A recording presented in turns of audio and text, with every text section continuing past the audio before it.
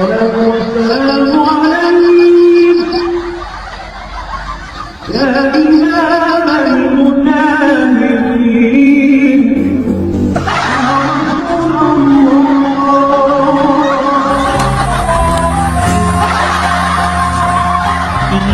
Menangis saat ku terpaku mengenangkan nasib diri yang tiada arti.